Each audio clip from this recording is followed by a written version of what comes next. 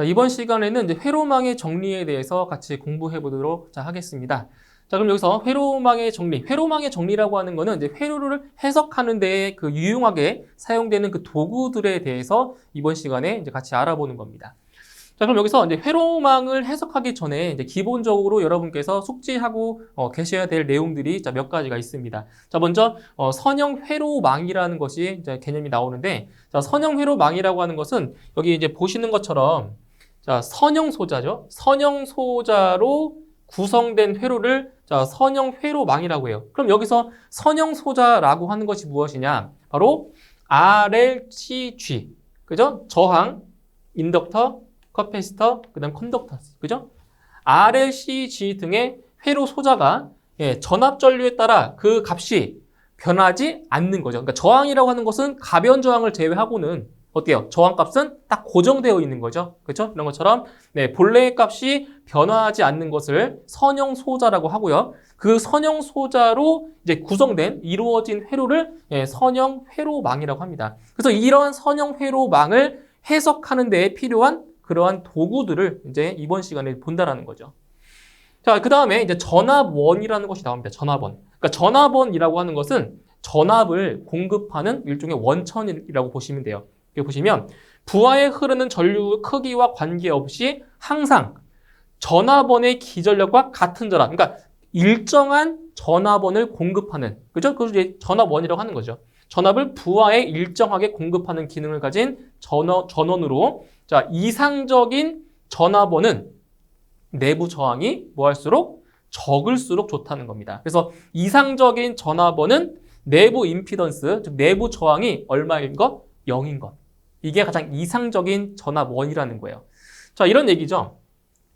자, 여기에 이제 회로를 하나 이제 그려놓고 한번 설명을 좀 드릴게요. 왜 이상적인 전압원의 내부 저항이 0일 때가 이상적이냐? 이거를 한번 자, 회로를 한번 그려봐서 설명 드릴게요. 자, 여기 직류 전원이 있다고 할게요. 직류 전원 이렇게 있고요. 자, 이 전원에는 이제 무엇이냐? 지금 내부 저항이라고 했죠? 자, 내부 저항이 이렇게 존재할 거라고요. 내부 저항이. 이런 식으로.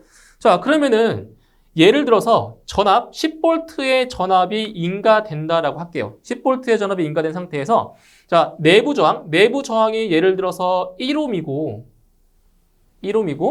자, 여기 부하 저항을 예를 들어서 자, 9옴이라고 한번 할까요? 9옴. 자, 9옴이라고 했을 때 자, 지금 10V가 인가됐어요. 그러면 지금 이 내부 저항과 이 부하 저항은 직렬로 연결되어 있기 때문에 이제 전압이 분배돼서 걸리겠죠. 그렇죠? 그러면은 이 10V가 지금 인가가 됐으니까 이 1옴이라는 이 내부 저항에는 1V가 인가가 될 거고요. 그리고 이 부하 저항에는 9V가 이렇게 인가가 될 거란 말이에요. 그렇죠? 이렇게 전압이 분배가 돼서 그럼 이런 경우에는 10V가 인가됐는데 이 부하 저항 쪽에 인가되는 전압이 9V예요. 그러니까 이 정도까지는 좀 인정이 가능하단 말이에요. 그런데 지금 이 내부 저항과 이 부하 저항의 값을 자, 같은 값으로 한번 놔볼게요. 여기가 5옴이고요. 여기도 자, 5옴이라고 놔볼게요. 이렇게. 그러면은 이 내부 저항에 걸리는 전압은 몇 볼트? 5V. 여기도 마찬가지로 5V가 걸리겠죠. 그죠? 그러니까 10V가 인가가 됐는데 내부 저항이 커지면 커질수록 이 부하 저항에 인가되는, 그러니까 걸리는 전압이 어때요? 되게 작아지잖아요. 그렇죠? 그렇기 때문에 이상적인 전압원의 이 내부 저항은 뭐 할수록 작을수록, 적을수록 좋다라는 거죠. 그래서 그 내부 임피던스 얼마? Z가 얼마일 때? 0일 때가 이상적이라는 얘기예요. 이상적. 그래서 이 전압원의 이상적인 전압원은 내부 저항이 뭐 할수록 작을수록 좋다라는 거죠. 아시겠죠? 그래서 이 내용이 나온 거예요. 자, 그 다음에 전류원도 마찬가지죠. 전류원도 그 회로에 일정한 전류를 공급하기 위한 것이 이제 전류원이라고 하는데 여기도 마찬가지로 자, 일정한 전류가 유지되도록 자, 공급하는 기능을 가진 전원으로 이상적인 전류원은 내부 저항이 뭐 할수록 클수록 좋다. 반대죠. 그러니까 이상적인 전압원은 내부 저항이 작을수록 좋았는데 이 전류원 같은 경우에는 내부 저항, 내부 임피던스가 뭐 할수록 클수록 좋다라고 했어요. 자, 이것도 한번 자, 회로를 보고 좀 설명드릴게요. 왜 내부 임피던스가 클수록 좋은 건지. 자, 이제 보시면 이제 전류원 같은 경우는 이제 저항을 전류원은 자, 이런 식으로 이제 표시를 하죠. 전류원 같은 경우는. 근데 이 전압원 같은 경우는 이 전압원과 저항을 직렬로 연결을 했었지만 자, 이번에는 어떻게 하냐면은 이 전류원 같은 경우는 병렬로 이렇게 자, 연결을 해줍니다. 그죠? 이렇게. 자, 이제 이 전류원을 이제 얼마의 그 전류가 지금 공급이 되냐면 10A라고 가정을 해볼게요. 10A라고 가정했을 때 자, 이 저항을 자, 여기를 1옴이 그 내부 저항 1옴이라고 놓고요. 그리고 부하 저항을 여기를 이제 9옴이라고 놓을게요. 그죠? 이런 식으로 놓을게요. 자, 반대로 놓을게요. 반대로. 여기를 이제 9옴, 1옴으로 놓을게요. 자, 9옴으로 놓고 1옴으로 놓을게요. 자, 그러면 여기서 어떻게 되는 거냐?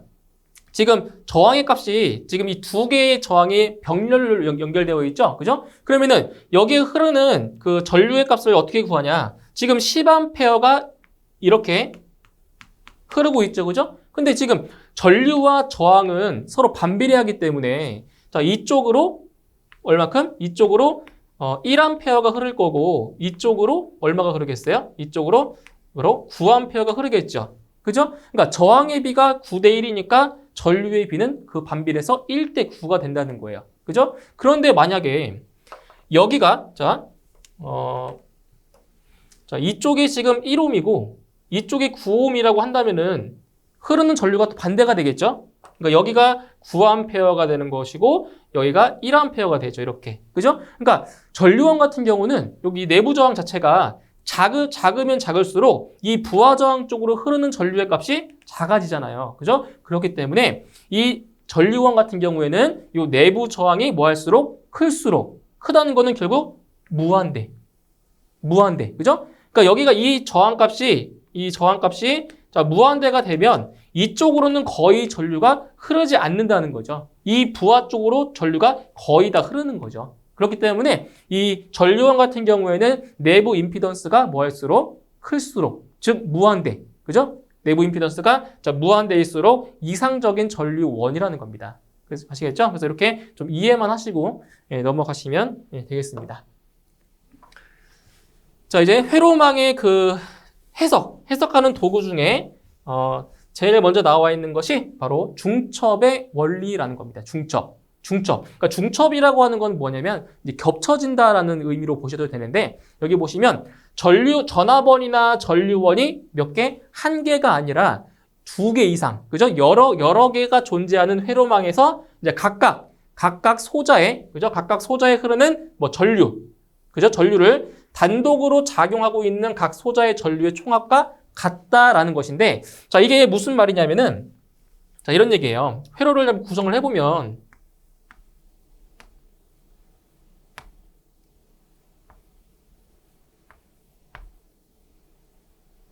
뭐 이렇게 회로가 있고요.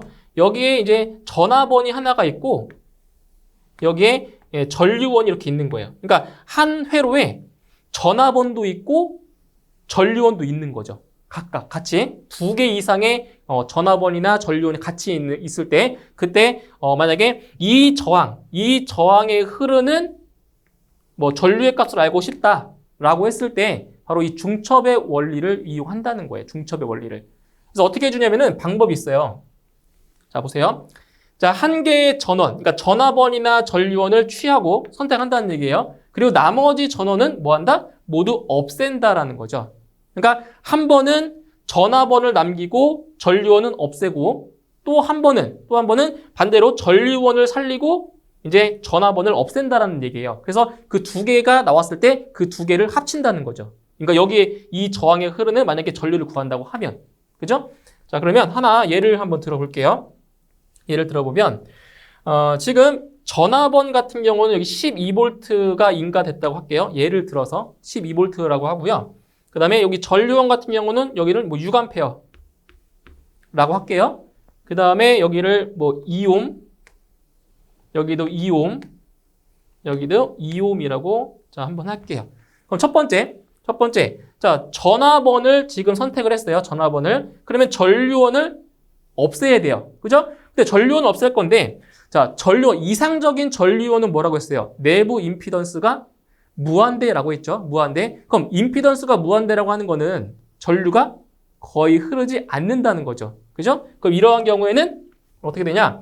전화번을 취했을 때는 전류원 쪽은 뭐 한다? 개방. 오픈. 그죠? 오픈되는 거예요. 오픈. 개방. 그러니까 회로가 끊어지는 거예요. 그러니까 이쪽으로 전류가 안 흐른다고요. 왜? 임피던스가 무한대이기 때문에. 그러니까 첫 번째, 지금 전화번을 선택을 하고 전류원을 지금 없앤 거예요. 그죠? 없앴어요. 그러면은 지금 여기는 폐회로가 구성이 안 됐잖아요. 끊어져 있기 때문에. 그럼 여기 이 옴에는 전류가 흘러요? 안 흘러요? 안 흐르겠죠? 그럼 회로는 이렇게만 회로가 구성이 되는 거예요. 이렇게. 맞나요? 자, 그러면 지금 이제 이 저항은 의미가 없는 거예요. 여기 2옴이죠. 그리고 12V가 인가가 됐어요. 그러면은 자, 여기 전류가 얼마의 전류가 흐르냐? 자, 합성 저항은 4옴이죠. 12V가 인가됐어요. 그러면 전류는 얼마가 흘러요? 전류는 전압에서 저항을 나눠주면 되겠죠? 그럼 12V에서 4옴을 나누니까 여기는 얼마다? 3A가 흐르겠죠. 그죠? 그래서 전압원을 선택했을 때 여기에 3A가 흘렀어요. 그죠? 자, 그 다음에 이번에는 자, 전류원을 선택을 하고 지금 여기가 6A라고 했죠. 자, 이번에는 전압원을 없앨 거예요. 근데 이상적인 전압원은 내부 임피던스가 얼마라고 했어요? 0이라고 했죠. 0이죠. 자, 내부 임피던스가 0이라고 하는 거는 바로 여기는 단락 상태. 단락이라고 하는 거는 여기 선을 이렇게 쭉 연결해 시키는데 쇼트, 단락 상태. 이렇게 보시면 되는 거예요. 아시겠죠? 그럼 지금 6A가 이렇게 흐르고 있어요. 6A가 흘러요.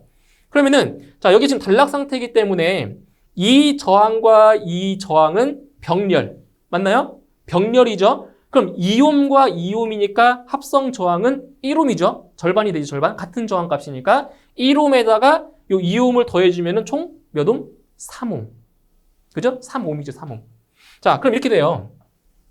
자, 지금 6A가 이렇게 돼요. 6A가 이렇게, 자, 6A가 흐르는데, 자, 여기 2옴이고 여기 2옴이에요. 자, 같은 저항 값이잖아요. 그럼 이 6A가 똑같이 절반씩 이렇게 인가되겠죠. 흐르겠죠? 그러니까 이쪽으로 3A, 이쪽으로 3A. 맞나요? 이게 6A가 이렇게 갔으니까. 그쵸? 여기 3A, 여기 3A. 그럼 아까 전압원을 취했을 때 3A 흘렀죠? 전류원을 흘렸을 때 3A 흘렀죠? 그죠? 그럼 이 저항에는 총 몇 A가 흐르는 거다? 6A가 흐르는 거다. 그쵸? 이렇게 해서, 예, 바로 중첩의 원리를 사용해서 이 저항에 흐르는 전류의 값도 구할 수가 있다라는 겁니다. 이런 식으로 해서. 그래서 이게 바로 중첩의 원리인데, 이제 시험에서 이 중첩의 원리가 자주 출제가 되고 있어요. 그래서 이 계산하는 방법, 해석하는 방법을 반드시 숙지를 좀 해주시고요. 이게 중첩의 원리입니다. 자, 그 다음, 자, 태분항의 정리입니다. 이 태분항의 정리도 마찬가지로 중첩의 원리와 시험에 자주 나오는 것 중에 하나예요. 태분항 정리. 자, 이 태분항 정리는 무엇이냐면은, 자, 보세요. 그 개념부터 볼게요. 자, 임의 회로망에서 부하 아래, 여기 부하죠. 부하에 흐르는 전류를 구할 때, 그러니까 이쪽으로 이 부하에 흐르는 전류의 값을 구할 때 부하를 제외한 나머지 여기 A란자 B, 그죠? A, B예요. 노드. A, B 좌측의 전원을 포함한 능동 회로부는 자, 어떻게? 자, 다음과 같이 대치된다. 이거죠. 이렇게 대치된다는 거죠. 그래서 등가 전압 VTH 그리고 여기는 등가 저항 RTH. 그래서 VTH와 RTH의 직렬로 연결되어 있는 이러한 간단한 회로를 만든다는 거예요. 예? 그렇게 해서 바로 이 부하에 흐르는 전류를 구할 수가 있다라는 거죠. 자, 일종의 예를 들면 이렇게 되는 거죠. 자, 여기 전압이 이렇게 인가가 되고 있고요. 자, 저항이 있고, 그 다음에 이제 여기 부하 저항이 이렇게 있어요. 부하 저항이. 그때 이 부하 저항에 흐르는 전류의 값을 우리가 알고 싶은 거죠. 여기에 흐르는 예, 전류의 값을. 그러면은 이 전류의 값을 알고 싶으면은 여기서 합성 저항을 구하고, 그죠? 합성 저항을 구해서 이제 여기 전류 구하고 또 여기서 분배되는 또 전류 구하고 이렇게 구해줘야 되잖아요. 그죠? 그렇게 하지 말고 그 회로를 이렇게 전압 하나 그리고 저항 하나 이렇게 놓고 간단하게 변형을 시켜 놓으면 이 부하 저항의 값이 바뀌어도 이 전류의 값을 쉽게 구할 수가 있다는 거죠. 그럼 여기서 만약에 보세요. 자, 여기서 흐르는 전류를 이제 I라고 했을 때, 뭐 I, 여기 RL, 그리고 IL로 놓을게요. 그럼 IL이 어떻게 되냐? IL은 합성 저항 값이 이거랑 이거를 두 개를 더하면 되잖아요. 합성 저항이. 그러면은 RTH 더하기 RL분의, 여기 있죠. VTH. 이렇게. 그러니까 이 등가 전압과 등가 저항만 구해놓으면 쉽게 구할 수가 있다는 거예요. 쉽게. 그래서 이 태분원의 정리를 이용하는 건데, 자, 하나 예를 한번 들어볼게요. 예를 들어서 자, 구하는 방법도 같이 설명드릴 거예요. 자, 만약에 여기가 지금 전압이 12V, 자, 12V가 걸렸다고 할게요. 그리고 여기 2옴, 여기도 2옴, 그리고 자, 여기도 한번 놓을까요? 저항을 하나 더 놓을게요. 이렇게. 자, 여기도 2옴. 그리고 여기는 뭐 3옴 이렇게 놓을게요. 그때 이 3옴에 흐르는 그 전류의 값을 한번 구해보자는 거죠. 그러면 지금 저항이 되게 많잖아요. 그죠? 상당히 복잡해요. 그래서 이렇게 전압 하나와 저항 하나로 이렇게 만들어 놓다는 거죠. 그죠? 자, 그럼 먼저 이 VTH는 어떻게 구할 거냐면, 일단 이 부하 쪽에 있는 이 부하 저항을 일단 제거합니다. 제거시켜놔요. 이렇게. 제거시켜놓고, 뭐 여기를 A, 여기를 자 B라고 놓을게요. A, B. 그때 이제 어떻게 구하시는 거냐면, 자, 지금 이쪽에 부하 저항 쪽을 오픈시켜 놨기 때문에 여기 이 옴은 의미가 없는 전압이 되는 거예요. 그렇죠? 그래서 VTH 같은 경우는 어디를 구하냐면 여기에 걸리는 요 A, B 여기에 걸리는 전압을 구해 주시면 돼요. 그러면 여기가 12V가 인가됐고 여기가 2옴이죠. 여기도 2옴이죠. 그죠? 그러면은 2옴 같은 저항이니까 이 12V가 똑같이 분배가 될 거라고요. 그럼 여기 6V, 여기 6V 되겠죠. 그죠? 그러면 바로 VTH가 이게 6V가 되는 거예요. 6V. 등가 전압이 6V. 그러니까 여기에 걸리는 전압을 구하는 거라고요. 그러니까 2옴 똑같은 저항이니까 12V가 정확히 절반씩 걸린다고요. 그래서 VTH가 6V가 되는 거예요. 자, 그 다음에 이제 RTH. 이 RTH는 어떻게 구하실 거냐면은 이 전압원을 제거합니다. 그럼 전압원을 제거하면 뭐라고 했어요? 내부 임피던스가 0이기 때문에 어떤 상태라고요? 단락 상태. 자, 단락 상태가 되기 때문에 여기는 이렇게 쇼트가 됩니다. 쇼트. 이렇게. 그럼 RTH는 바로 여기서 이렇게 바라본 합성 저항을 구하시면 돼요. 이렇게 바라봤을 때. 네? 바라봤을 때. 그러면은 여기가 2옴이고 여기가 2옴인데 이 둘은 서로 병렬이죠. 병렬. 직렬이 아니라 병렬 연결이죠. 그러니까 2옴과 2옴의 병렬이니까 얼마가 돼요? 절반인 1옴. 그죠? 1옴이 되겠죠? 이 1옴과 요 2옴은 직렬로 연결되어 있으니까 합성 저항은 몇 옴이다? 3옴이다. 그래서 여기 RTH는 얼마다? 3옴이 나오는 거예요. 3옴. 자, 그리고 아까 여기 부하 저항이 아까 얼마로 났었죠? 아까 부하 저항을 3옴으로 났었죠. 3옴. 그럼 여기가 지금 3옴인 거예요. 3옴. 그러면은 지금 이 회로 6V가 인가됐고요. 여기 3옴, 여기 3옴. 그럼 총 저항은 6옴이죠. 6옴. 자, 6옴이니까 6V에서 6옴을 나눠주면 1A. 그럼 여기 IL은 1A가 흐른다. 이렇게 구하는 거예요. 이렇게. 근데 실제 시험에서는 이 전류를 구하라고 안 나와요. 소방에서는 안 나와요. 무엇을 물어보냐면 이걸 물어봐요. VTH의 값이 얼마고 RTH 값이 얼마냐 이걸 물어본다고요. 여기까지 안 가요. 물어보는 게 아시겠죠? 그래서 이 태분안의 정리에서 여러분이 아셔야 될 게 뭐냐면 요 VTH 구하는 방법 그리고 RTH 구하는 방법 이 두 가지만 알고 계시면 돼요. 다른 건 다 필요 없어요. 이 두 가지 구하는 것만 알고 계시면 됩니다. 그러니까 이런 방식으로 구하시면 돼요. 자, 그 다음에 이제 노튼의 정리인데 이 노튼의 정리는 이제 태분안의 정리와 거의 유사해요.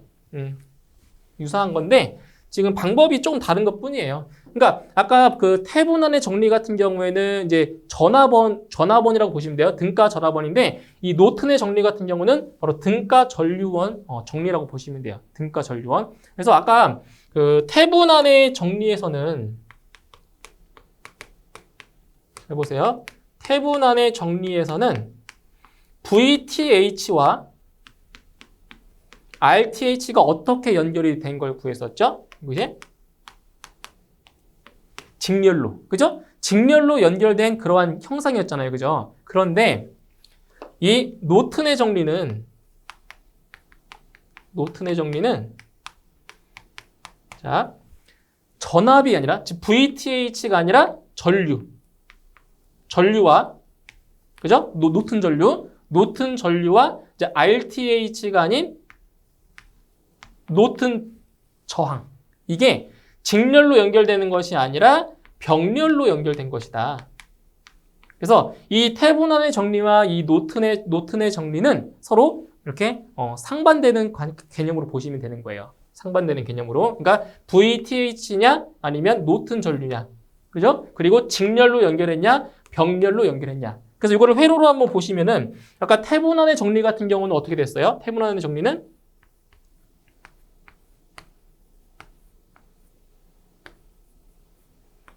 이렇게 해서 VTH 그리고 여기는 RTH 여기는 이제 부하 저항 이렇게 났었잖아요. 그죠? 태분안 정리 같은 경우는. 근데 이 노튼의 정리는 이렇게 하는 것이 아니라 자, IN 전류원 여기 전류원이 이렇게 있고요. 그리고 이 노튼 저항 이 저항이 직렬 연결이 아니라 병렬로 연결한다고요. 병렬로 이렇게 병렬로 연결해 주고요. 그죠? 그러니까 여기가 자, IN이 되는 거고요. 여기가 RN이 되죠. 노튼. 그리고 여기가 부하 저항. 이렇게 만드는 거예요. 그죠? 그러니까 이게 태분안 정리. 이것이 노튼의 정리. 됐나요? 노튼 정리. 자, 이렇게 해서 이 노튼의 정리 같은 경우에는 뭐 이게 그동안 지금까지 뭐 시험에 나온 적은 없었어요. 없었지만 이 태분안의 정리와 노튼의 정리가 서로 상반되는 거다. 아시겠죠? 예, 그것만 조금 이해를 해주시면 돼요. 그러니까 이런 관계. 이거냐? 어차피 해석해도 똑같은 결과는 나와요. 이렇게 풀어도 결과값은 똑같이 나온다고요. 똑같이. 그래서 이 태분안의 정리와 노튼의 정리를 이렇게 얘기를 할 수 있다라는 거. 그렇게만 이해를 좀 해주시면 되겠습니다. 자, 이제 마지막으로 밀만의 정리입니다. 이 밀만의 정리는 자, 시험에서 저희가 시험을 이제 대비하는 거기 때문에 시험에서 이제 어떻게 나오는지가 중요해요. 그죠? 내용도 중요하겠지만 시험에 나오는 유형. 자, 중요한데 자, 지금 여기 보시는 식 하나 있죠. 이 식을 이용해서 자, 이 전압의 값을 이제 물어보는 문제들이 출제가 간혹 되고 있어요. 간간히 출제가 되고 있어요. 그래서 일단 밀만의 정리 같은 것은 무엇이냐면은 여기 보세요. 다수의 전압원이 병렬로 접속된 단자에 걸리는 전압을 계산할 때 지금 보시면 지금 전압원이 지금 N개 2원, 2, 2N까지 N개의 전압원이 있죠. N개의 전압원이 있고 그 위에 임피던스도 있어요. 임피던스가 없는 경우도 있겠지만 자, 그때 자, 전압원이 거의 병렬 연결되어 있을 때 단자 AB에 나타나는 전압 여기 VAB죠. VAB 자, 단자 AB에 나타나는 전압을 구하는 그러한 방법이에요. 그러니까 좀 더 쉽게 구할 수 있다라는 거죠. 이 밀만의 정리를 이용해주면 자 이렇다는 거예요. 자 하나 예를 들어서 설명드릴게요. 예를 드는 게 더 이해가 잘 되거든요. 그래서 어떻게 보실 거냐면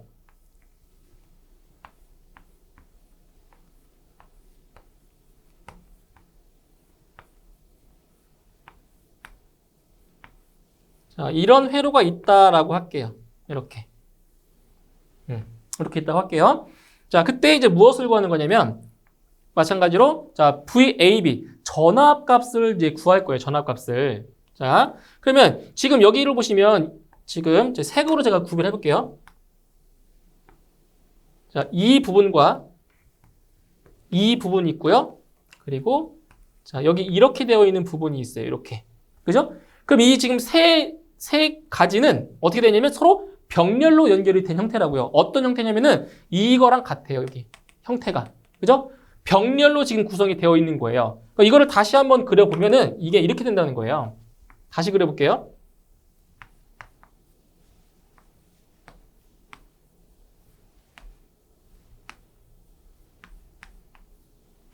이런 그림이 되는 거죠. 이 그림을 바꾸면 이렇게 그려지는 거예요. 이렇게. 그러니까 전화번호는 지금 2개가 있는 거고요. 그리고 저항이 3개가 있어요. 근데 지금 이 가운데에는 뭐가 없어요? 전화번이 없잖아요. 그죠? 여기 밑에 보세요. 전화번이 없는 임피던스는 전화번의 값을 뭘로 놓는다? 0으로 계산한다. 그러니까 없다고 보시면 돼요. 0으로 놓고 계산하시면 돼요. 이렇게. 자, 그러면은 자, 계산 어떻게 해주냐? 여기를 예를 들어 여기 12V, 여기 10V, 그 다음 여기 뭐 4옴, 여기 3옴, 여기를 2옴이라고 놓을게요. 2옴. 이랬을 때, 자, 어떻게 계산을 하시는 거냐면, 여기 보세요. 임피던스의 역수를 다 더했죠. 그죠? 임피던스의 역수들을 다 더했어요. 그 얼마라는 거예요, 여기서. V는? 자, 여기 4옴이니까 4분의 1. 자, 보세요. 자, 4분의 1 더하기 3옴이니까 3분의 1 더하기 여기는 2분의 1 맞나요? 그러니까 저항의 역수들을 다 더해주시면 돼요. 분모에는. 그럼 분자에는 자 Z1분의 2원 이게 뭐예요 이게? 이게 뭐 I1이죠 뭐. 그죠? 전류. 이것도 I2. 그래서 여기 보시면은 4옴이랑 12V니까 4분의 12 더하기 자 여기는 지금 전화번이 없잖아요. 그러니까 전화번이 없을 때는 뭐라고요? 0으로 놓으라고 0으로. 그러면은 뭐 얼마가 돼요? 3분의 0인 거죠. 뭐. 그죠? 3분의 0. 그 다음 여기는 얼마예요? 2옴이고 10V니까 2분의 10. 이렇게 계산하시는 거라고. 맞나요? 그래서 이렇게 되게 복잡하게 생긴 뭐 전화번도 여러 개 있고 이렇게 병렬로 연결이 되어 있다. 그죠? 이때 이제 전압의 값을 구할 때 바로 이 밀만의 정리를 이용하면 손쉽게 구할 수가 있다라는 거죠. 그죠? 있다. 그래서 예를 들어서 뭐 여기 이 저항에 흐르는 뭐 전류의 값이 얼마냐 이런 걸 물어볼 때 그럴 때 바로 이 밀만의 정리를 이용하면 쉽다라는 거예요. 아시겠죠? 그래서 이 밀만의 정리도 이게 자주 나오는 그 내용은 아니에요. 그래서 지금 회로망의 정리에서는 여러분께서 조금 관심 깊게 보셔야 될 부분은 딱 2가지예요. 중첩의 원리와 그리고 태분한의 정리. 이 2가지만큼은 확실하게 숙지를 하셔야 시험에 응할 수가 있습니다. 아시겠죠? 그래서 중첩의 원리, 그 다음 태분한의 정리만큼은 좀 중점적으로 공부를 하셨으면 좋겠습니다. 이렇게 해서 이번 시간에는 이제 회로망의 정리까지 같이 공부해봤고요. 다음 시간에 이어서 또 강의하도록 하겠습니다. 수고하셨습니다.